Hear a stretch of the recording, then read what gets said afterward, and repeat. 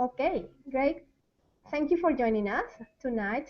I'm having a special guest, Carly. She's my friend, and we're going to talk of an awesome topic called owning your awesome and loving yourself. My name is Paola Espinel, and I want to show you something before I introduce you to Carly. Carly, it's really hard to put Carly in one box, as she said. At her core, she's a creator, communicator.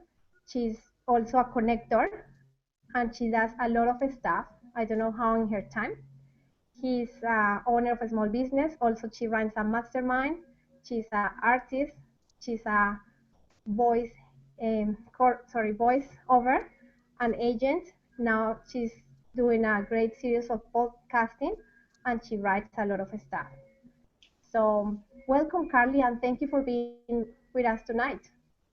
Thank you for having me. I wasn't sure if you would be able to see me or just hear me, but my internet has come through the goods tonight, so we're in luck. Yeah, I'm so grateful for that because I know you live in a beautiful little place in New South Wales coast with limited connection. So I'm great. I'm very glad to be able to see your face. Me too, to see yours. Yeah, I forgot to say that before, and yes, over all your different responsibilities, you are a loving mother of one girl. So that makes you also a busy mama. And this is Yep. really important for the topic that we are going to talk tonight because probably for having kids, I wasn't very aware how I look about myself and the time and how I nurture my own spirit. But after becoming a mom with limited time and feeling sometimes crazy, busy days, I started to connect more with myself and read and discover this self-love and all the importance of me time. And by implementing small tools and strategies that has helped me a lot. And I bet this is an important topic to discuss for busy moms. So can you tell us what is self-love for you? How would you define it? Um, Look, I just think it's having a good relationship with yourself. We talk to ourselves in our heads all the time, and most of the time in my own kind of head, the woman speaking to me isn't all that nice. She's got a lot of negative things to say. Don't shine too bright. You look really fat in that. There's like, you're not being very present with your daughter. There's so many nasty things that she says to me.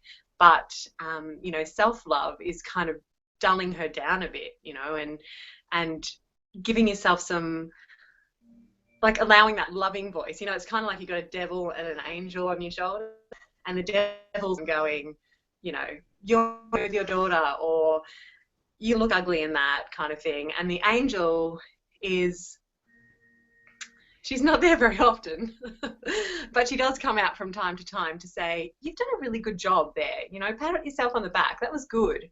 And self-love is just like listening less to this and more to like the loving kind of comments that you get from time to time, and focusing on the good stuff rather than the bad. And really focusing on the positives and not the negatives. So self-love is just treating yourself with a bit more respect, and eventually that a little bit more respect turns into some love.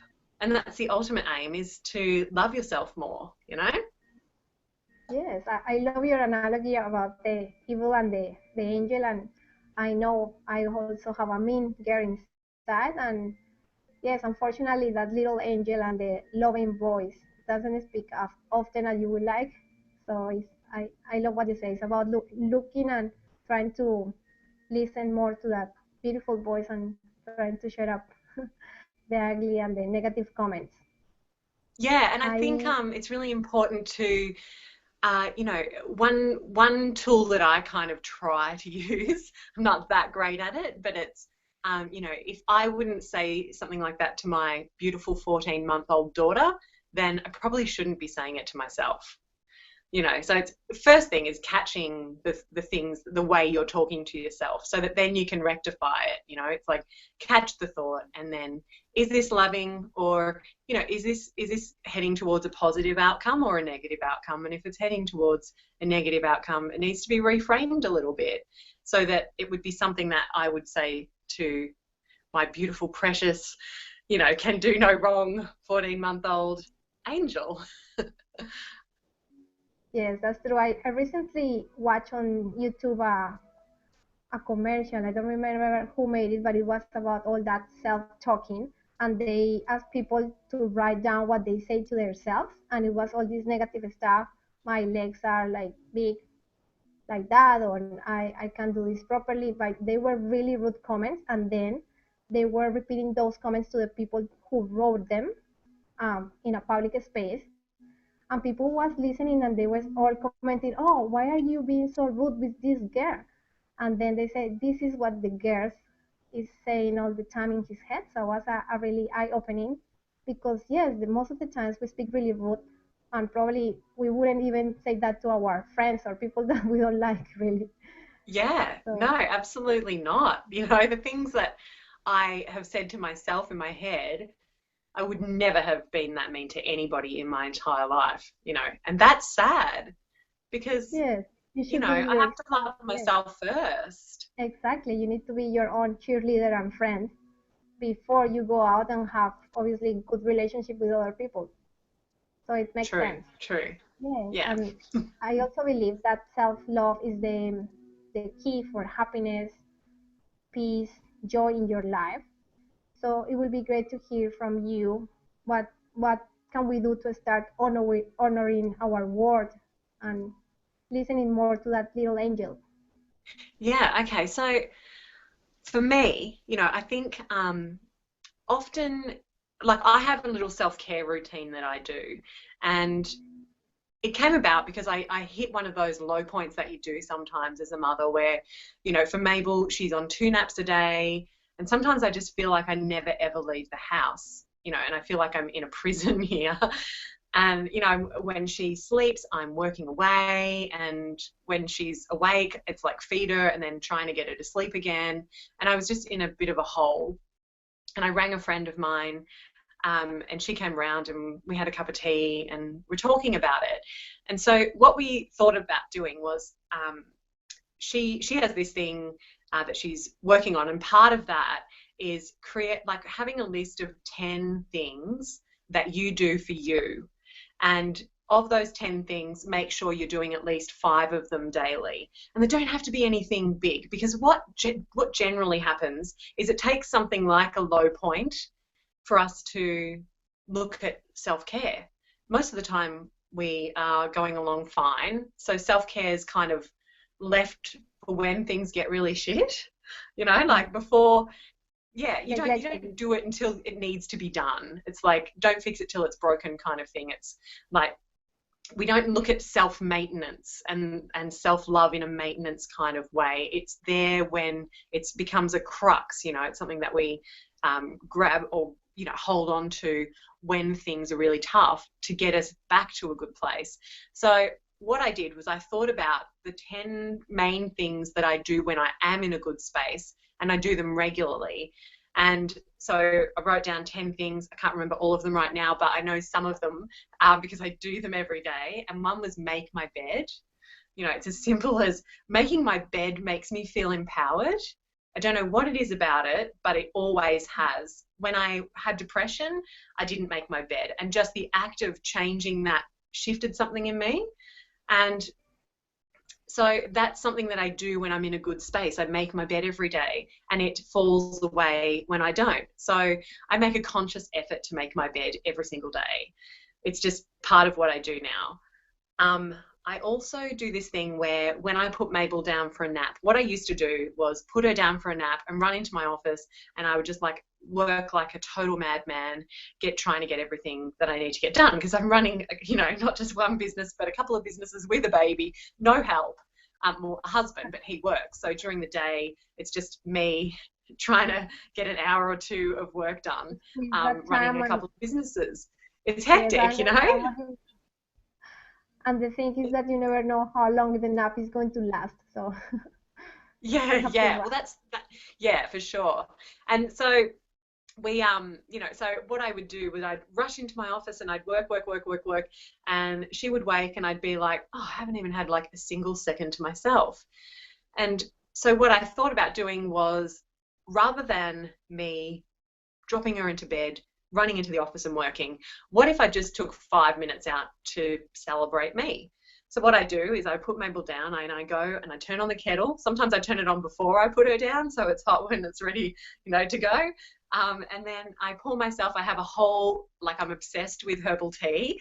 And there's this brand called Pucker, and it's got like the most amazing flavors like licorice and cinnamon.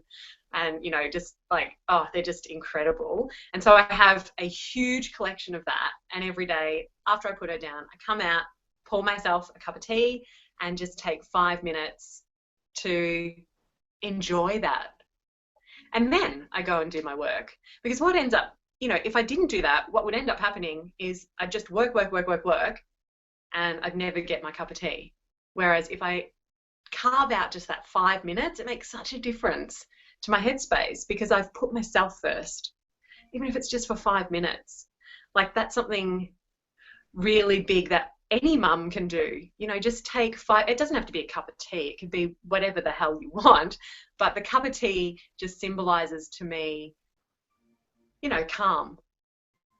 And so, yeah, that's Yes, kind of one I love little that. thing that I do.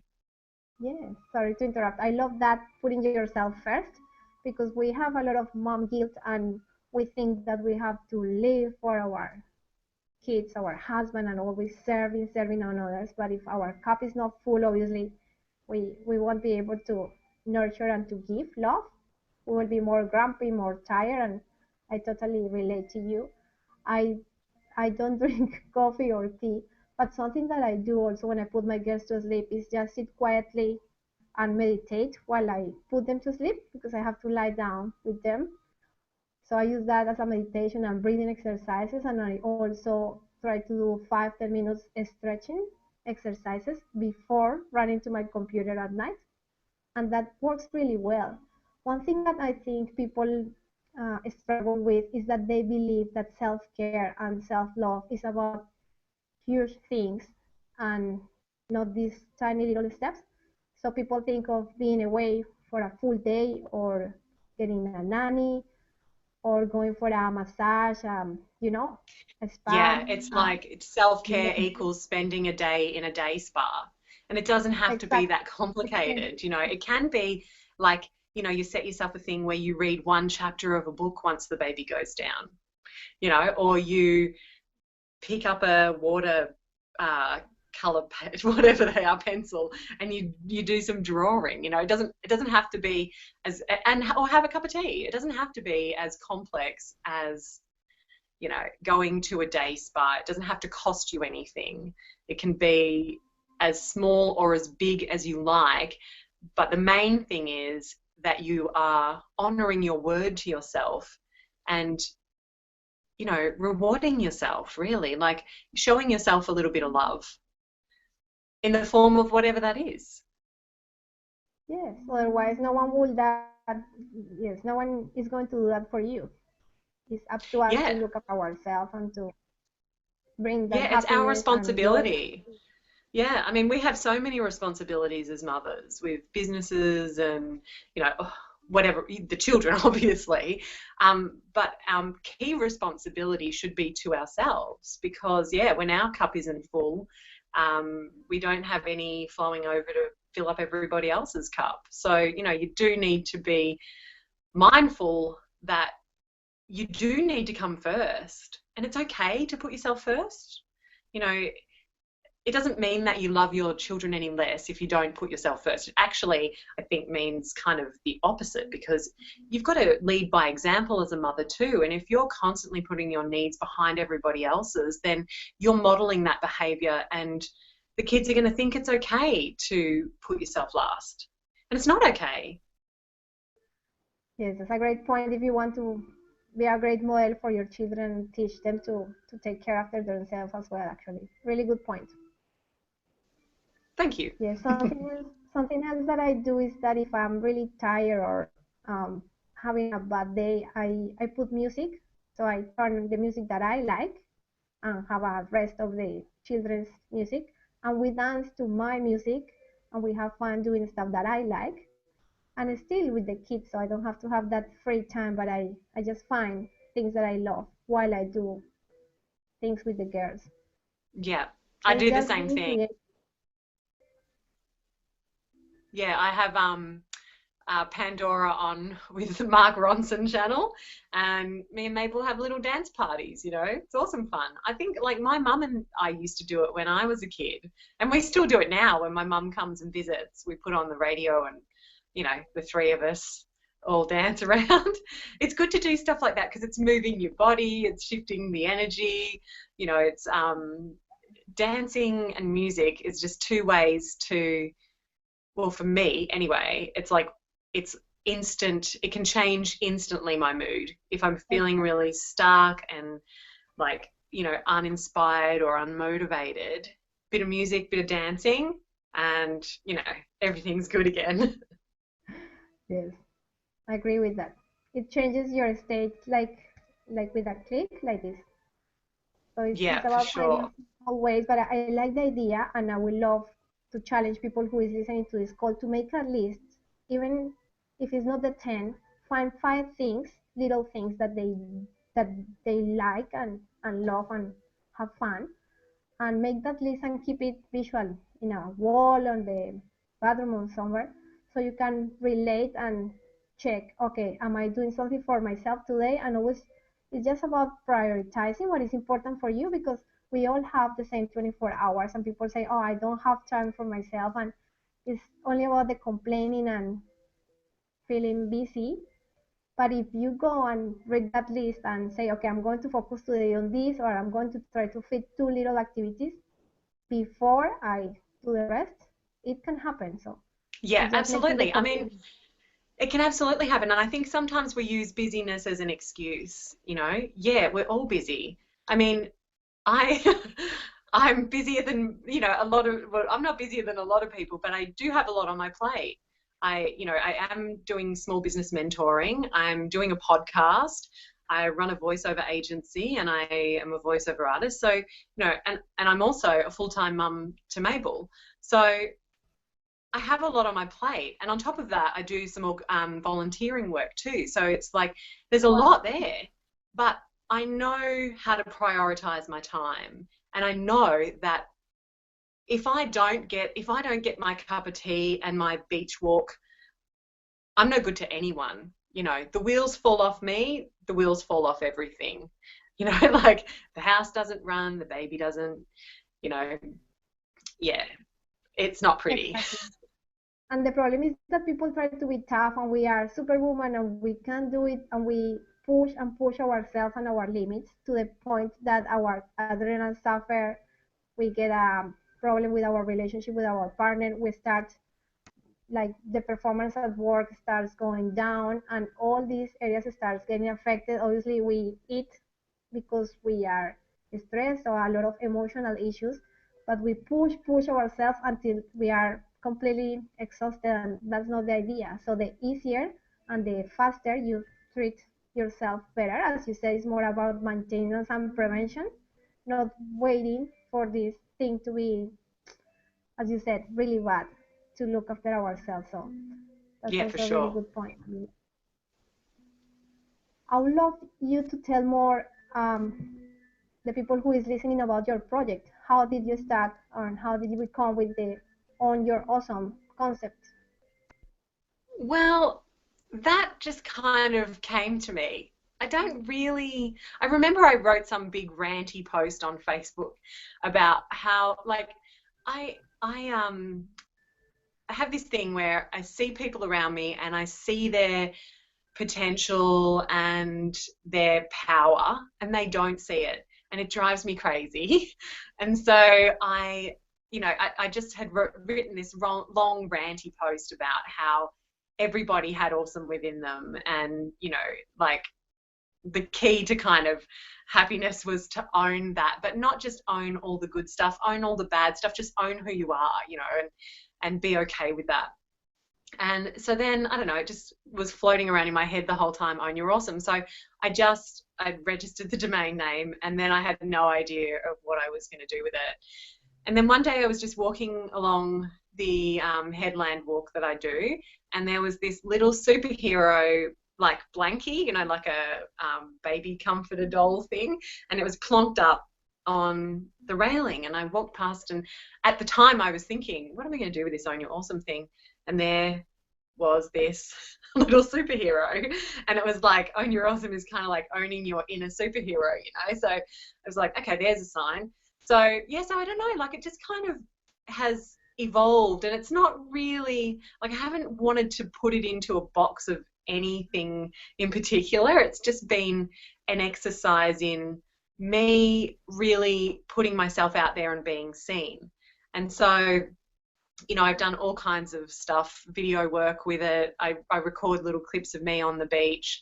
And then I looked at different ways that I could use it. And so I just basically had it as a bit of a blog. And then I started doing some business mentoring and running a mastermind through that. And now it's turned into a podcast because, the thing is, like, my background's in radio, and I'm a voiceover artist, so I'm working with my voice all the time. And I couldn't believe that I hadn't done a podcast before. So the podcast is, that's kind of where Own Your Awesome, there is still the mentoring and the mastermind element to it. But the main thing really that I'm doing at the moment is the podcast. And that's interviewing incredible women, primarily entrepreneurs, just about the struggles that they face and their fears and, their stories, because there's so many people out there who have incredible stories that we never ever hear about, and every single person on the planet has an incredible story. So it's really about just, Own Your Awesome is really a place to share the fact that everybody is awesome. And yeah, and that's pretty much it. There's other stuff that I'm doing on there too in the podcast thing where I go for beach walks and I just have a conversation with myself, which I do pretty much every day. And then I'm just putting them out there to see if there's something in them for other people, because I think sometimes we judge our own work too much and we question whether or not it's worthy or if people are going to like it. But for me, I'm at this space now where I really feel like I'm truly owning my awesome. And so for me, I'm just going to put stuff out there and trust that there's an audience for it. And if there's not, that's okay, because I've had fun doing it in the meantime. So it's still a work in progress, but so am I. So, we'll see where it goes. I love your concept, and I love how honest and transparent you are and genuine on the videos. And I see it as a journal, like you are doing a journal but on video, and share it with the world. So I love it because you are obviously working a lot on your stuff, and that's probably liberating yourself and making you expand more and learn new things. But at the same time, you're inspiring a lot of women, because we all wear a mask and we try not to share and show the world who we really are. And it's all about pretending, as I said, that we are strong, and we don't know what's happening behind. And everyone has a story, and we only hear the good part because it's really hard to people to connect at a deeper level and talk to really what's happening. So you are giving and creating the space to do that, and I really honor and I really appreciate you for doing that, because it's going to Thank help you. a lot of people.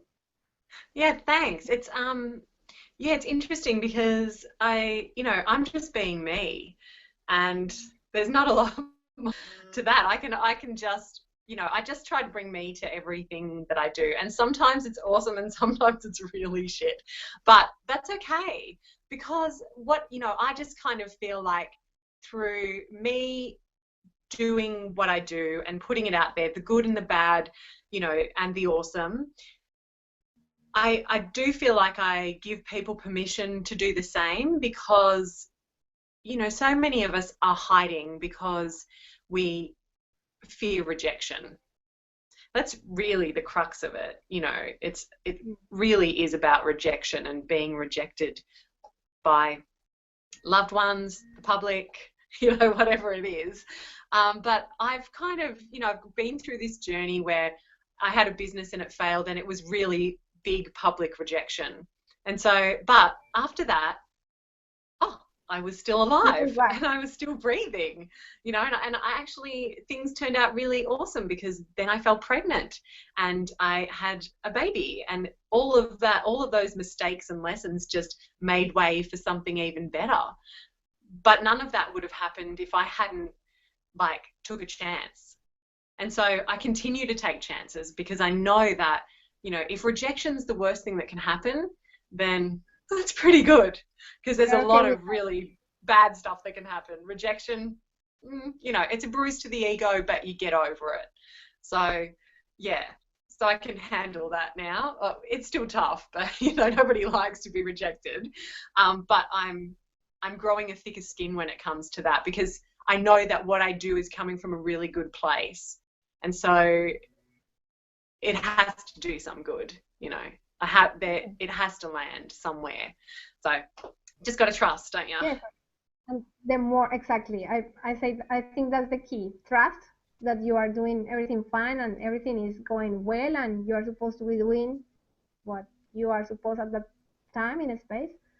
So it's about accepting yourself, and as you said, the more often that you put yourself and be you, the more authentic, the easier it will become, and also it will help and empower others to do the same. And obviously that will help Yeah. you to connect better to everyone, and as you say, have a great relationship with your kids, and be a great role model.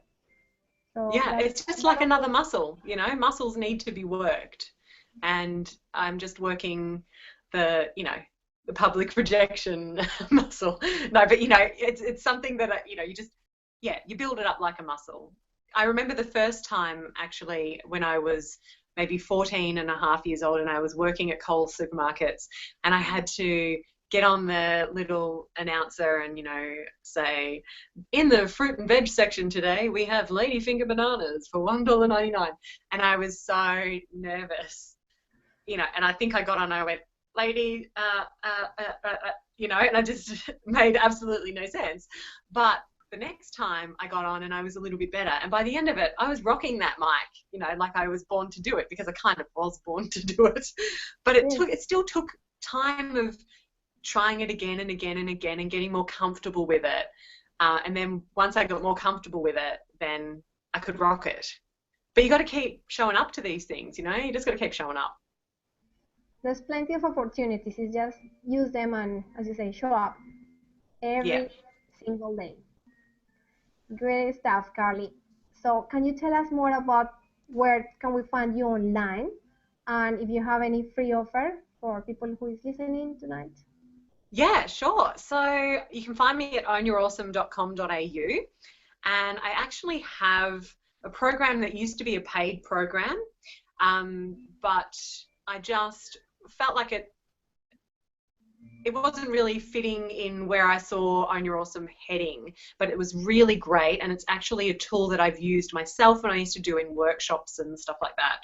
And it's called 7 Days to Awesome. And basically, if you're feeling like you just need a little bit more connection to yourself, it's really great for that.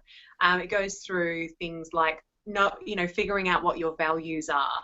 It's really about taking stock of where you are, and then having a think and imagine of where you might like to go, and then creating a bit of a path to get you there. So yeah, 7 Days to Awesome, and you can sign up for that on my website, and it's just delivered via email.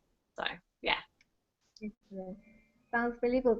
Thank you so much for your time. So before we close this call, can I ask you for, I know it's hard, one take-home message that you want to people to keep? So from all this goodness stuff that we said, can you say just one sentence? If you were supposed to give only one message, how can you give Okay. Okay. I've that? got 2 words. Oh, maybe a couple more than 2. Be kind, to yourself. first to yourself and then to other people. That's probably it. I could talk for like an hour on that topic, but just be kind. Treat yourself with love and respect. Great. I love that. Thank you so much for your time, Carly. We Pleasure. better check your website and keep in touch on that. Thank you and have a good night. Thanks for watching us. Bye.